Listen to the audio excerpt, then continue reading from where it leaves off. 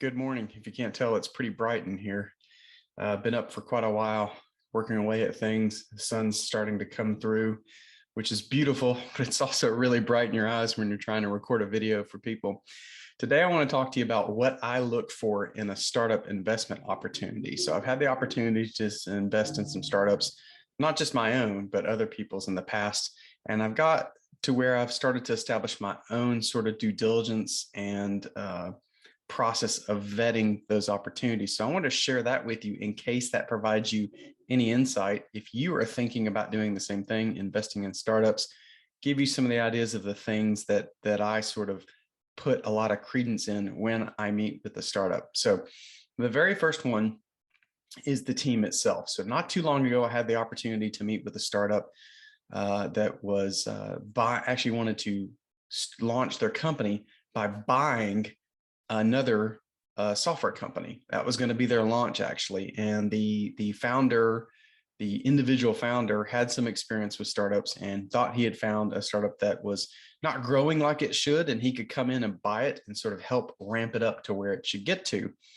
And so in that instance, you can tell there wasn't really a team. There was just one individual. And so I ended up passing on that opportunity largely because there was no team whatsoever. If you've listened to many of my videos on this topic, talking about what investors look for in startups, you'll know that the team is usually a large percentage of the decision of investing in a startup, because it doesn't matter how good the idea is. If the team can't execute on it, then it's not going to go anywhere. The saying in the industry is bet on the jockey, not the horse itself, the jockey being the founder or founders and the horse being the actual idea.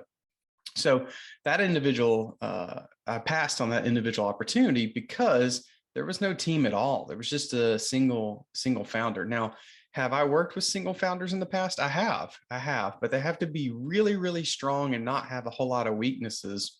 Maybe they've had an exit before or something like that. So in this instance, that founder didn't have a whole lot of experience, and he admitted that there were gaps in what he was trying to do, but yet he hadn't brought anyone on to help fill those gaps. So an experienced team goes a long, long way. When you are starting your business, you won't have any income to give up to these people.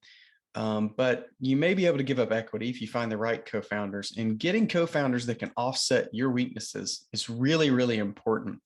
It's hard to get there all by yourself as an individual founder. Yes, there are stories of it, but most of those people would admit to you that they may not have had co-founders, but they had significant early employees that acted like co-founders and really helped them get where they wanted to go. So I always put a ton of importance on the team itself and the founders, their experience, those types of things.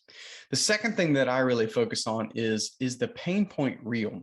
Is the solution something that's going to make the world a better place? Okay, this is a really good starting point for me in my decision.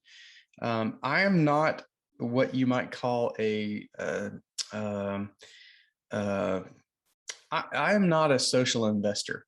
I'm not someone who's always looking for opportunities to invest in because they're going to make the world a better place. But I still think it's a good question to ask myself. And the reason is because if this idea is going to make the world a better place, it's likely going to be something that a lot of other people are going to buy into, and therefore it should have a lot of growth. I do focus a lot on if the pain point the startup's trying to solve is real in the first place. A lot of startup founders come to the realization of creating a company with their own pain point. And I've done that too. That's a great place to start. Unfortunately, many times that pain point is unique to them or a small portion of people out in the marketplace. So what happens is they experience a pain point. They think that everyone in the marketplace is experiencing that pain point instead of a very small percentage. And then they try and create a business out of it. What you want is a pain point that is very real, that people are willing to pay for the solution to, and that lots of people are experiencing that pain point. So don't get caught up in something that you've experienced and then focusing on the idea of, well, everyone else surely is experiencing this as well and would pay for a solution. This could be a unique pain point to you. So make sure that you do some validation out there. So I focus on team first, then I focus on the pain point. Then I focus on, are the assumptions that they are making realistic? anytime you're spinning up a business, you have to make some assumptions. Now, good market research can lead you to some good solid answers and some good data and information to build those assumptions off of.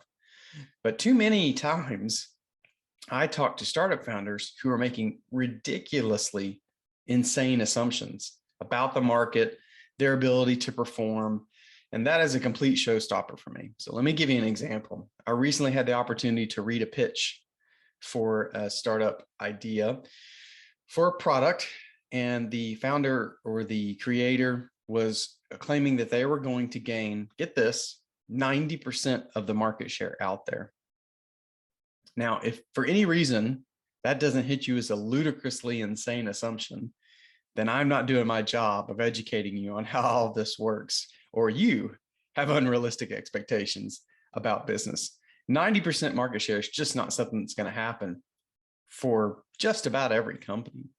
I don't know off the top of my head what Amazon and Apple and all these others have in market share. I'm sure the iPhone has an absolutely astronomically high market share. If it's 90%, I'm shocked. But even if it is, that's a one-off edge case. Okay. Most companies are never going to get anywhere close to 90% market share. Matter of fact, most companies are never going to take over the majority of the market. So you need to make sure that the assumptions you're making and that you're building this business on top of are very realistic. As a matter of fact, conservatively realistic. So team, pain point, are the assumptions real? The next one I focus on, and this one's really big for me as well, is are the founders coachable? Confidence is a wonderful thing. Startup founders need lots of confidence in their ability to execute. Ego in a startup is a very bad thing. And so looking for founders who are coachable is important. If you're bringing on an investor, if you watch the videos I do where I talk about what investors look for, they look for people that are coachable. But when I talk about what founders look for, I talk about founders not just looking for a check from an investor. They want someone with experience and skills that can add value to the startup beyond just the money they're injecting. It's impossible for an investor to add that extra value if you as a founder are completely uncoachable. So being coachable, being confident is great, but you need to be coachable as well from your advisors and particularly your investors, especially if they have a proven track record. You should want to listen to what they have to say, to go to them for advice. And so when I'm looking at a startup, one of the things I focus on is, are they coachable? I recently had the opportunity to talk to a startup that was looking for investment capital. And I just asked a few questions and could very quickly tell that this founder was a little too confident and was not going to be coachable at all. I quickly ended that meeting and moved on and wasn't even willing to do any introductions to my investor network. So, okay, the next one I focus on is intellectual property and is it defensible? Now, not every startup is going to have intellectual property. When we talk about IP, we talk about three different things: trademarks, copyrights, patents. The last one is the most important. If you can have a patentable idea, then you have something that is very defensible. You can protect that idea. Copyrights and trademarks, not so much, but patents, they're very defensible. Now, there's a distinction here. I'm not looking for pending patents. I want them to be issued, meaning it's already been approved. Pending is something that the US patent industry can just turn down and say, nope, that's not a unique patent. So I'm not looking for pending patents. I'm looking for issued patents, right? You'll have a number assigned to that patent. So I really like IP that is defensible. It's not a requirement, but it goes a long way toward making me feel comfortable that it'll be hard for these really large incumbent and well-backed companies to come in and copy what you're doing. A great example, just today in a Slack channel that I'm part of, they were talking about Vine. If you remember Vine, it was 6-second sort of videos. It was the original sort of Instagram story per se, or TikTok. It was before both of those. But that wasn't a defensible idea. It wasn't something that these other companies couldn't easily knock off.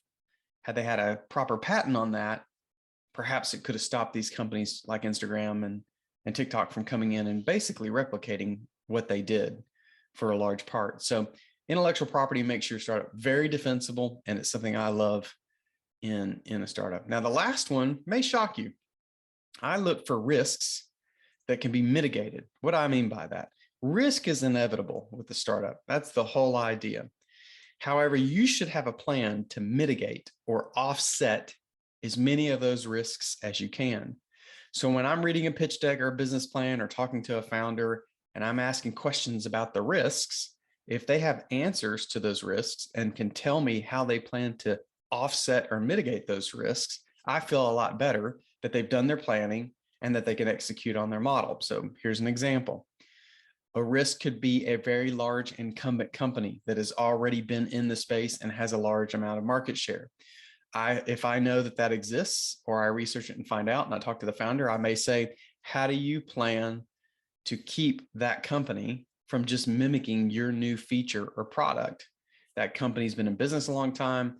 Maybe it's Amazon. They have a whole bunch of money that they can throw at this if they like what you're doing and just blow you out of the water. How do you plan to mitigate that risk?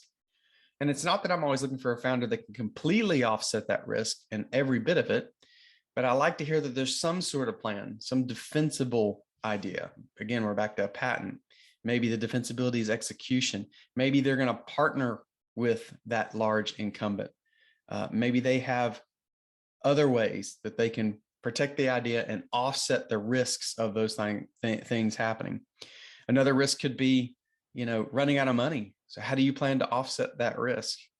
Obviously, that's with investor money a lot of times, but maybe they're going to control their burn rate. Maybe they're going to use offshore talent instead of inshore talent to reduce their burn rate. So there's all kinds of risks that exist, and I love to hear that a founder has figured out ways to mitigate those risks. So I'm going to go back to them one more time, just hit them real quick. The first thing I look for is team. Then I look for a pain point that people are willing to pay for, realistic assumptions, founders that are coachable, intellectual property if possible, and then risks that can be mitigated. Till next time, hope that helps. Hope you find your voice.